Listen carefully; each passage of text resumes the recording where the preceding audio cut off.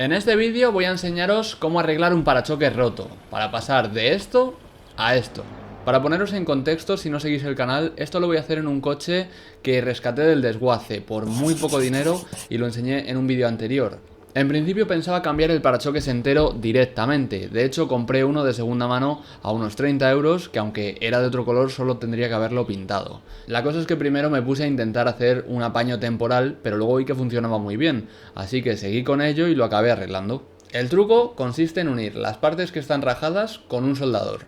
Uno de estaño, vale cualquiera, lo único es que hay que ponerle la punta plana que viene con casi todos. La única diferencia de este soldador que estoy utilizando y cualquier otro de 5 o 10 euros es que va a gas, entonces no tengo que enchufarlo y se recarga como un mechero. El proceso es bastante simple, creo que cualquiera podría hacerlo porque es unir las piezas y pasar el soldador entre medias de la raja, apretando hacia el fondo para que quede todo el plástico unido. Lo único difícil es dejarlo bien y cuadrado, que todo quede rectito, entonces lo que recomendaría sería que empezaseis por la zona que mejor está. Si hay una caída, dejadla para el final. Cuando ya has soldado en condiciones la raja, por decirlo así, lo que va a pasar es que se crea un surco y hay que rellenarlo con más plástico. Yo lo que hago es coger una brida y meterla de canto en el surco, luego fundirla con el mismo soldador y rellenarlo. Así no solo se queda más liso, sino que la unión es más fuerte. Vamos, es como en vez de utilizar pegamento, que es otro material, utilizas el mismo plástico y lo fundes. Si le das muchas capas de brida o de plástico fundido, lo que va a pasar es que se va a ir hacia el fondo, es decir, que por dentro va a haber como una rebaba bien gorda, pero no pasa nada, eso lo que hace es crear una unión más fuerte. Y como veis, esta zona en la que antes solo he dado unos puntitos para que se sujetase, aquí cabe una mano entre el parachoques y el resto del coche, por eso es mejor dejar estas zonas para el final. Así cuando tienes casi todo el parachoques alineado, el resto se une como si fuese un puzzle y queda bien. Cuando terminas de unir la raja, puedes rascar el exceso de plástico y comprobar, según vas terminando, que las piezas están bien unidas. Aquí por ejemplo veis que la intento doblar, la muevo y eso no se separa, ya es como si fuese una sola pieza. Tras cerrar todas las rajas, ahora lo que tenemos son cicatrices y quedan horribles, claro, pero poco a poco. Lo que hay que hacer ahora es colocar el parachoques, porque sigue caído. En mi caso, quitando la rejilla frontal, donde está el logo y todo eso, se pueden ver los puntos de anclaje del parachoques. Tiene algunos más por los laterales, como tornillos y eso, pero estos son los que hacen que esté hacia arriba y son simples pestañitas que se han partido. La solución, pues agarrarlo haciéndole unos agujeros. Se le hacen 2 o 3, los que veáis vosotros que son necesarios, y luego se agarra esto con bridas. Parece cutre, pero normalmente son grapas o piezas de plástico muy similares a esto. Además esto va a ir tapado por la rejilla, por eso está tan sucio, porque ahí no llega ni el agua, así que no se va a ver.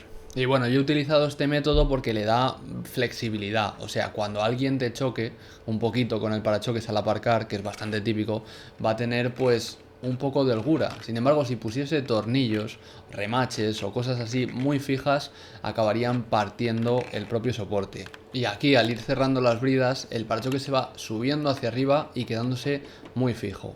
Si quisiera que estuviese más hacia adentro o hacia arriba, solo tendría que tirar más de las bridas, pero creo que ese margen es suficiente para eso, para aguantar golpes bien. Lo probé apoyándome un poquito con el cuerpo y dándole unos golpecitos. Y este es el primer paso, que el resultado creo que no está mal para ser a coste cero. Ahora, para decentarlo, lo mejor es quitar todas las piezas que lo tapan, como la matrícula o la rejilla de abajo. Los antinieblas y el labio de abajo no los quité porque pensaba que por esa zona no iba a pintar. Pero bueno, serían otros 5 o 10 minutos y así te evitas tener que taparlo luego. Ahora toca lijar, pero antes quita el barro o las piedras que haya porque si no pueden hacerse arañazos muy gordos. La cosa es que aquí la pintura se estaba cayendo a trozos y bueno, iba a ser complicado. Lo normal es que con una lija de grano 400 puedas lijar todo, tardando más o menos, y luego directamente pintar. Yo empecé por una de 240, que es más gorda, y así tardas menos. Lo que se busca es dejarlo todo lo más liso posible, que no se vean saltos de pinturas ni diferentes trozos, pero aquí se estaba descascarillando todo. Entonces lo que hay que hacer es rascar con el destornillador o con una espátula hasta quitar lo más posible. No hace falta quitarla toda, pero donde ves que está un poquito levantada o que hay un trocito, rasca ahí a ver si se cae, porque si no, si pintas encima, luego se te va a rajar todo. En cuanto te den un golpecito, cambien las temperaturas, por muy bonito que lo veas el primer día, al segundo o tercero está mal. Ahora lijamos sobre todo en los bordes de donde hemos quitado pintura, para que se quede como unido al resto y no haya un bordecito que luego se pueda levantar. Después limpiamos todo con alcohol, sobre todo en las grietas que se habrá metido más polvo, y no hace falta dejarlo impoluto porque todavía no vamos a pintar. Primero hay que tapar las grietas esas de plástico fundido. Y esto se hace con masilla para plásticos, que no es lo mismo que la de chapa, ya que esa no es tan flexible y se rajaría. En el bote por detrás del nombre te viene como unas instrucciones que dice que hay que aplicarlo con paleta y echarle un endurecedor al 2 o 3%. Es un botecito que te dan aparte cuando compras el bote de masilla.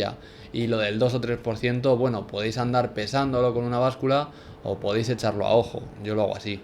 Si lo haces mal, que ahora os enseño el ejemplo, porque a mí me pasó, lo que puede pasar es que no se endurezca, se te queda como plastilina y se cae. Así que antes de terminarlo todo, comprobad que está duro, porque tiene que quedarse como una piedra. Yo esto es la primera vez que lo hacía y no lo vi muy difícil, aunque la cagué, pero vamos, es como hacerte un sándwich y echarle queso, que se quede todo perfecto, o bueno, cuando de pequeño le echas chocolate, ¿sabes? Es más o menos lo mismo. Tienes que buscar que se tape el agujero, lo principal es eso, que no se vea la grieta y luego que quede lo más lisito posible, pero eso es más secundario. Tienes que fijarte que no se hagan como burbujas, que no haya como huecos, porque si no luego cuando vas lijando, en vez de arreglarlo te salen huecos. Y hay que saber cuándo parar, porque por ejemplo aquí debería haber parado de extenderlo y luego arreglarlo lijando, pero seguí dándole y se me empezó a quedar pues eso, como arcilla.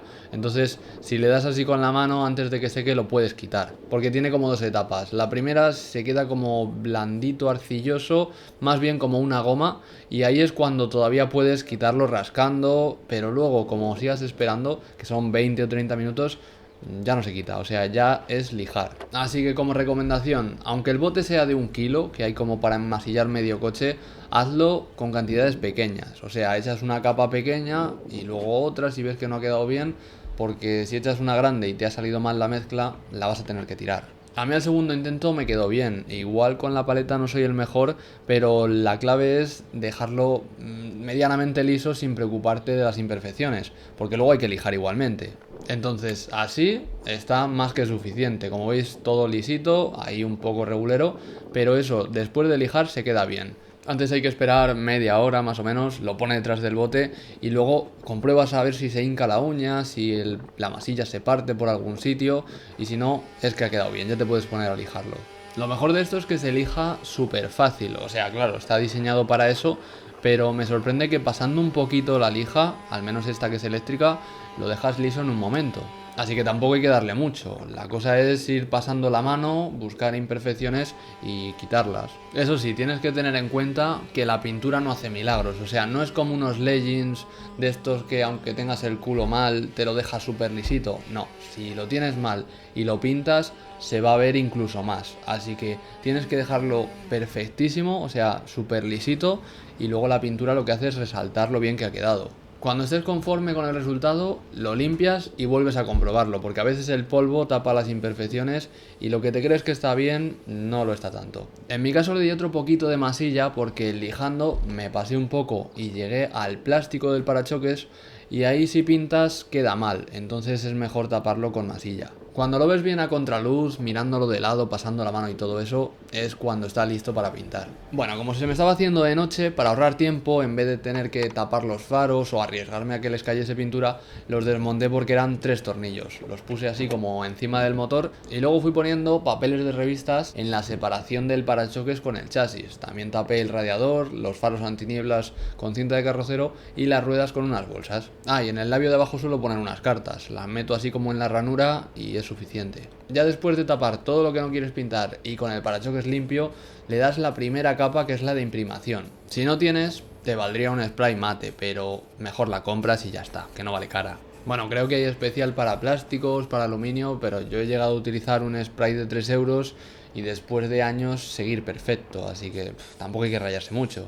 Lo que sí que es un poco más caro es la pintura de color, ya que tiene que coincidir con el de tu coche. A ver, no le vas a poner rojo y verde Pero me refiero que gris de un tono y gris de otro luego se nota muy diferente. Hay que comprarlo a medida en la casa o bueno, pondré enlaces en la descripción.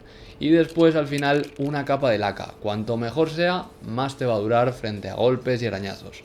Esta es epoxi que se mezcla pulsando un botón debajo del bote y queda genial. Vamos, a mí me gusta mucho cómo queda, pero con una laca normal también quedaría guay. Cuando terminas de pintar, a la media hora ya puedes recoger todos los papeles y volver a montar los faros, etcétera. Pero hay que tener cuidado porque la pintura, hasta que no pasan 48 horas, sigue blandita. O sea, se puede marcar un dedo al apretar, una uña o una cremallera. Pero bueno, antes de enseñaros el resultado a la luz del día, quiero que recordéis cómo estaba antes. Rajado, caído, lleno de arañazos. Y ahora no es porque lo haya hecho yo, pero teniendo en cuenta que ha sido en la calle, con unas bridas, un soldador y unos sprays, está muy bien. O sea, yo estoy muy satisfecho con el resultado. Ahora solo me queda el resto del coche. Supongo que lo tendré para dentro de unas semanas. Hostia, probablemente respirar esto no sea muy bueno, ¿eh? Una mascarilla vendría guay. Uy. Soy idiota y voy y me apoyo. No tengo ni idea de cómo va esto, pero... Anda, qué chuli. Parece... Filadelfia. Hostia, qué bien ha quedado. No me lo esperaba tan bien. Mira, mira, mira, mira. Aquí la pintura de serie, a ver. A ver si se ve, mira. Mira, mira, mira, mira, mira. Qué flipe. A ver, no ha quedado perfectísimo. Tiene sus defectillos, pero... Uy. ¿Y ahora qué hago con el parachoques rojo? Bueno,